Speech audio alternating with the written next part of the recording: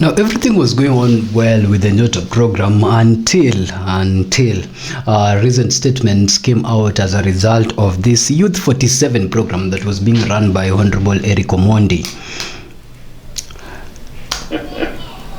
Oza. Bas, mimi kwanza nataka niseme nimefurahi sana kufika hapa siku ya leo, kwa sababu tumekuja hapa sio kwa sababu tumekosa kazi. Tumekuja hapa kwa sababu kazi tumekujia hapa, kazi yenu ni ya muhimu sana kwa serikali ya Kenya, kwa wazazi wenu na kwenu ninyi wenyewe kama vijana wa taifa letu la Kenya. So that was the introduction of the Nyota program, the first few statements that were made by President William Ruto in the first ever Nyota program launch. This was happening in Eldoret. Now, after Eldoret, the president made his way to Nakuru, and there was Nakuru Nyota program that was also launched, and it seemed like the Nyota program was actually working very perfectly for President William Ruto. Now, he left Eldoret and stepped into Nakuru, and after using Woza on the youth in Eldoret, this is what the president said in Nakuru.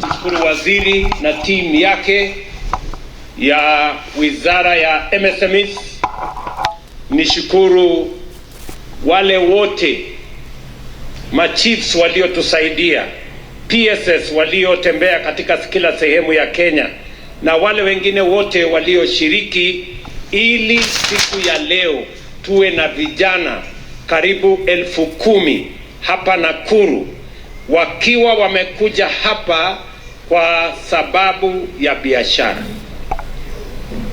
Mimi nataka tuelewane. Leo tumekuja hapa sio siasa. Leo tumekuja hapa biashara. Ni kweli ama si kweli? Si ndio? Sisi wanasiasa na wale wengine wote tuko na siku ya siasa, tutafanya siasa. Leo so from Eldoret, where Nyota program was starting it off with the words and the youths were being welcomed into their own program, the president went ahead to Nakuru. And in Nakuru, the president was saying that it was not based on politics. Now, this Nyota program has been looked at from political aspects, and you cannot deny the fact that it is being done primarily by a politician for political purposes.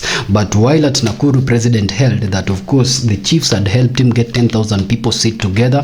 That might have been a very, very difficult role for the chiefs, considering now that the youth mindset when it comes to the UDA government is dwindling ahead of the 2027 presidential race, and that is the truth. So he says that now the PSS, the chiefs, the CSS, whoever was involved, got him 10,000 people who met there and their youths because of the business idea that he was going to sell them. So until this point, ladies and gentlemen, Nyota was working and it was for the youth. Before we make our comments, let's go to Nyeri. Nyota found its way in the backyard and former Deputy President Rigathi Gachagua's backyard, and this is what President William Ruto had to say when he stepped on Nyeri with his Nyota program. Moranga nione. Wangana Morama simameni ni waone. Moranga hoye. Wangana wakirinyaga wako area. Wasimame tuone wapi wanyaga hoye. Aya, na wenye boma. Vijana wa Nyeri muko.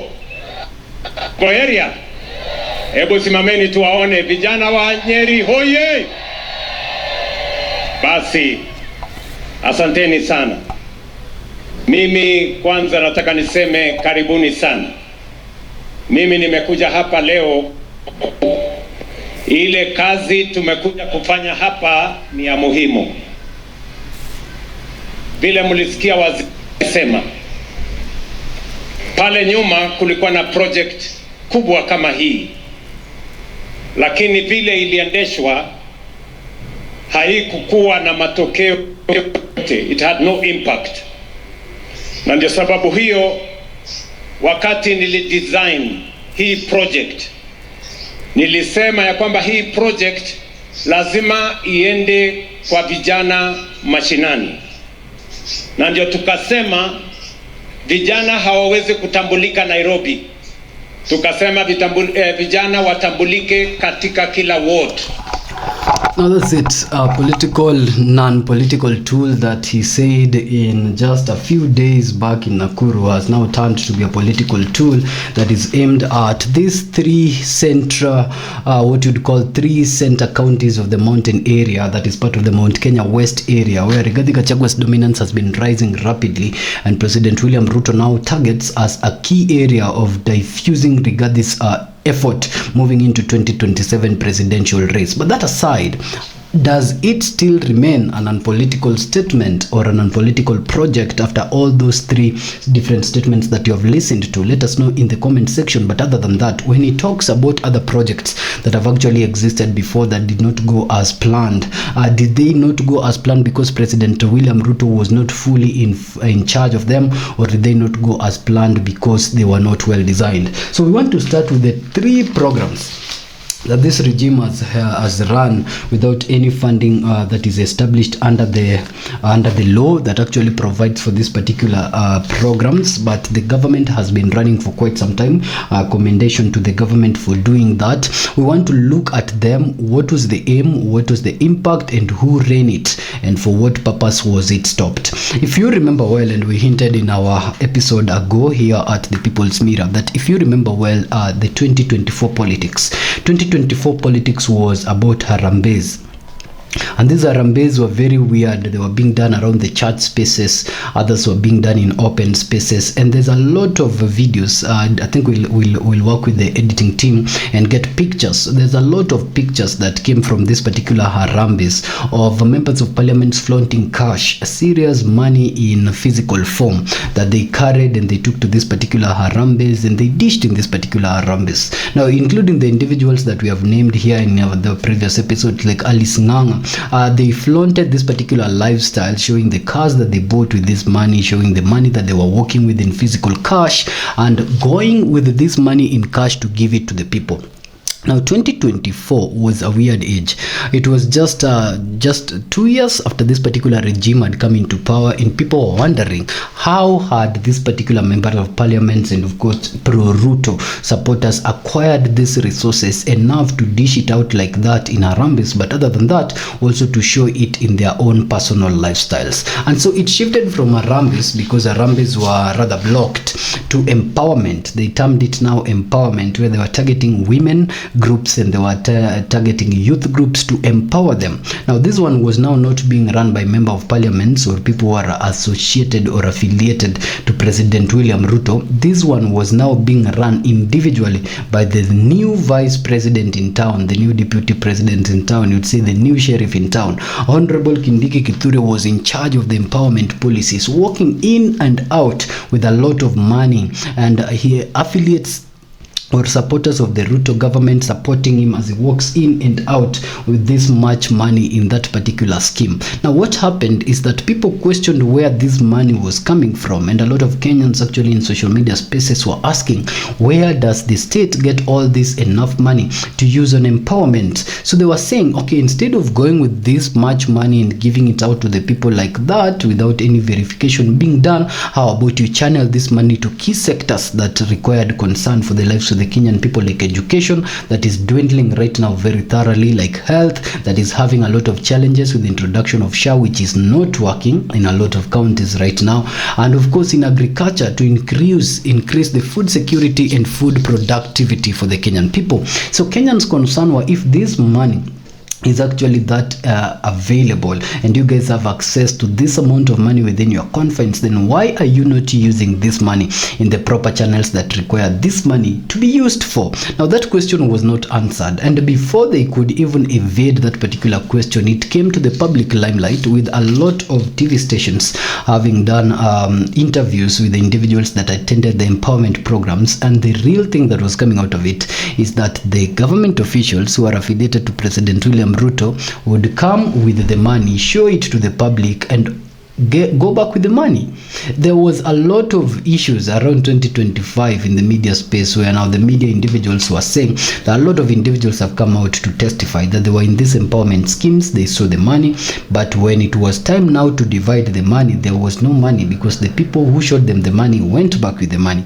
Others said that they saw the money, but when the money was now being divided amongst themselves, then the value of the money that they were promised and the value that they eventually had was very minimal. We detailed an episode at our other channel, the Civic Lens KE, where others were saying that they went home with as low as 30 shillings from the money that they had been promised to empower them. So then how do you empower an individual who goes back home with less money than they used for fare to come and listen to your empowerment ideas? So it didn't make sense. And for quite some time, the government side, or this empowerment individual side, refuted the empowerment claims, saying that that was not the case, and then they stopped the empowerment completely.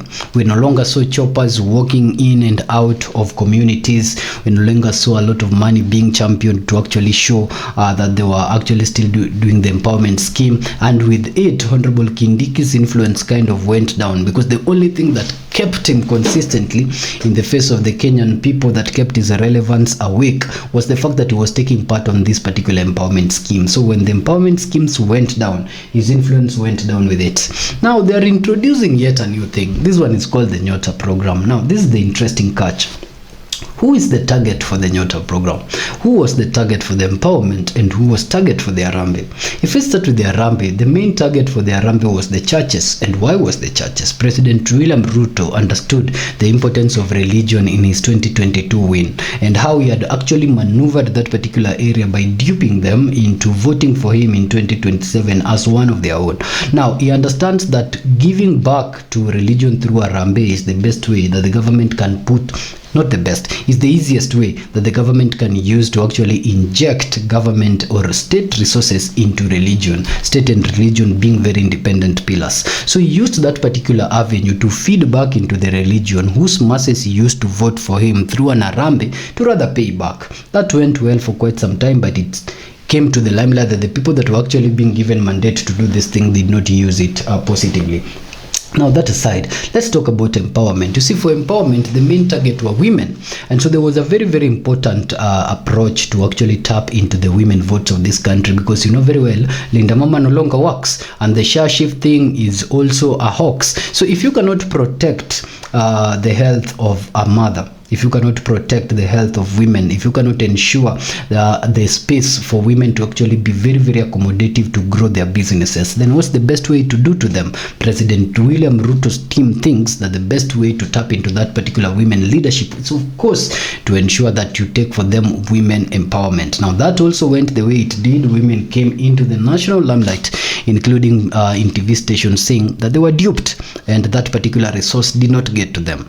Now President William Ruto's approach in 2026 is to now tap into the youth. And the reason why he wants to tap into the youth, and the reason why he's even running the Nyota program individually, is because he knows that no other person will sell this particular idea best for his camp other than himself. And he needs these youths now more than ever, because the Nyanza region is splitting away. Of course, the ODM party is just but a shell remaining unless it's consolidated into this particular election. If you're talking about the mountain area, he has only used the Nyota program to actually rally into this particular area that has been very hostile towards his administrations in the recent past. And so with the Nyota introduction, perhaps they might sway or perhaps they might not. If you look at the northeastern Somali thing, the Minnesota thing has exposed the deals that he's doing with the northeastern communities and the individuals that are involved in the Minnesota dream, and he cannot let his name be tainted alongside that particular community. So where best to go than to the people that voted you, being the mountain region, one, but two, the youths that are the largest number of people that are going to turn out to vote in 2027. And now his target is the Nyota program. Now I'll make a little bit more comments on the Nyota program, but let's listen to the presidential speech in Nyeri. That is why we devote of this program from the headquarters, not to the county, not to the constituency, but to the ward, the smallest unit that fine. Na tulisema vile vile tunataka hii project ama program isiwe ni program yenye iko na brokers, yenye iko na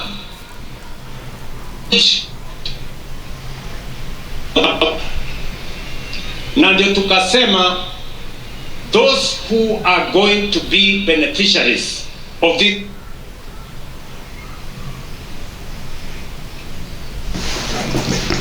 sio lazima ujulikane na mbunge, sio lazima ujulikane na MCA, sio lazima uwe rafiki wa governor ama chief. Kila mmoja wenu amefika hapa kwa sababu ya kujituma. Ongana ndiye akuja hapa. Mimi nataka nijue kama kuna mtu alikuambia nipatie pesa fulani so that you can be part of this program. I want you to raise your hand, because I want family decisively with anybody mwenye yako hapa ati alilipana. Okay, there's a lot of breaking in that particular news bite that we are relying on, but let's just go a little bit beyond that, as that is getting fixed. So you see, when you're talking about President William Ruto's speech that we have heard from that, however much it's breaking, pardon us, the fact that is saying that this particular program did not require brokers and did not require one to either know the MCA or the member of parliament or yada yada, whatever it terms, is because the previous projects that he actually codified, including this one that was to reach the people, of course, got hijacked by individuals. And so he's aware that there is money that he gave out for member of parliament to go do their harrambes in 2024 that didn't meet the target. There is money that he gave his friends, including CSS and his deputy, to go do the empowerment programs of 2025, and we saw how the empowerment programs turned out. So that money did not get to the people. And of course, there's also money that now he's giving to the youth. For this one, President William Ruto intends to monitor it himself and ensure that he actually ensures that it gets to the lowest level of the electorate, being the ward level. So he's asking if anyone has paid to be there, so that he deals with whoever has been paid to get them there. But one thing he forgets is that he mentioned from the very beginning that the only people that he used to actually get these people there were MCAs, well, not MCAs rather, but were chiefs and PCs and such like people. So that particular disconnect, of course, of using the chiefs, and how does even the chief get to select which youth gets to the Nyota program and which one does not? Of course, this particular level, or whichever small level it is, even if it's a ward level, does not really matter, because the involvement of the state officers is still there. Without that involvement of state officers, you do not even have a single youth sitting there to listen to President William Ruto's Nyota. So it has to first be sold from Ruto supporters on the ground, and the Ruto supporters have to mobilize individuals to come for Nyota. Now, that aside, we have made a lot of comments on that. Other than the youths that have now benefited, including 6,000 youths that have gotten the 22,000 to 50,000 grants, and of course these are the youths that he has mentioned all over, that, but the ones that we have confirmed so far here at the People's Mirror is around 6,000 youths who have been paid directly through this Nyota program.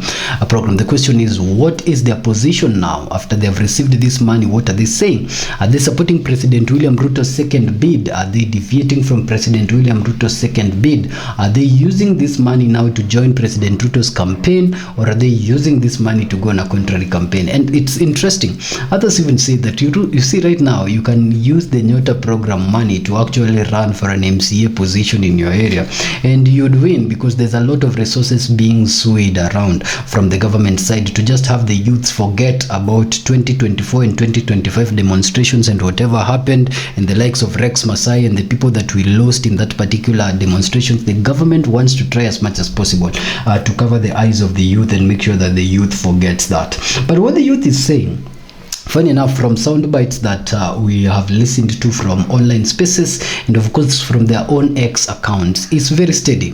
The youths are saying just one steady talk. They're saying, okay, whatever is happening might be happening, but the position is that we need this particular money to develop ourselves right now, so let's go get this money. The United Opposition are saying that in their camps, including the backyard of Rigathi Gachagua, where Ruto spent more than 3 days being the Nyeri County, the opposition is saying that telling the youth, go get the money. If the money is out there, that's your money. Go get the 22,000, go get the 50,000, do whatever you want to do with it, but do not be bought to vote based on that. And I think we are experiencing a very woke Kenyan youth, because now we have seen a lot of youths who are part and parcel of this Nyota program, went ahead to receive the 22,000, took pictures and screenshots with the money. Others received 50,000 in grants, took pictures with the money, and they were taking these pictures while they were shouting the slogan. Now, this is very, very weird that a president would invest so much resources like that only to witness such videos happening after. For President William Ruto, it can come from 2 points, and we have to be fair. From one point, it could be this is the government that actually cared about the youth, went out of its way to actually create job opportunities for the youth in a time where it was very, very being resisted because of the attacks that it had meted on those very youths. But he tried and went out of his way to provide 20,000 per youth, 50,000 per youth, to motivate a youth when there is no other government that had actually done that for the youths before. And that's a very, very fair point of view to look at it from and give President Ruto's his credits where due. But from another angle, President Ruto's move can also be seen as this. This is the way to make the youths forget about what we did to them in 2024 and 2025. And because they are broke and they do not have any resources exposed to them, if we get out of the city and go to machine wards and spend money on this particular youths directly one-on-one, then we are going to diffuse the city noise of the 2024 and 2025 demonstrations that occurred. Because when demonstrations were occurring, it was not an isolation city occurrence, that is true, but it was majorly concentrated on the city. And so President William Ruto going to the wards outside the city and putting 20,000 and 50,000 in the village where such money is actually very heavy is one very way that is using to diffuse the youth's effect on the city, and say, even if the youths in the city do not vote because they remember Rex Masai and they remember the parliament shootout, the youths in Uasin Gishu and the youths in Nyeri who are not directly involved in the city and have their project boosted with 50,000 can vote President Ruto, and that way one neutralizes the other. So in one angle it's a good move, but in another angle it's a very distasteful move by the president, coming at a time when the government has actually done nothing on the victims of the protests of 2024 and 2025, and this is now being seen for what it is, as coverage for the damage that was done in 2024 and 2025. And the youths are looking beyond it and saying, okay, bring the money, but we are not forgetting one of our own. We're not forgetting the team, we're not forgetting the youth that showed up in 2024 and in 2025 to play down on the harsh tax policies that you created. And had you not created, we had not gone on the streets, and as a result of that were killed because of your order to be shot in the leg. Those are the realities on the ground, and whatever money is being given to the youth, whether it's in Kakamega, in Nakuru, in Nyanza, or whatever, should not erase that from the mind of every Kenyan youth now and moving into the 2027 space. It's been amazing recapping that for you here at the People's Mirror. Until our next episode.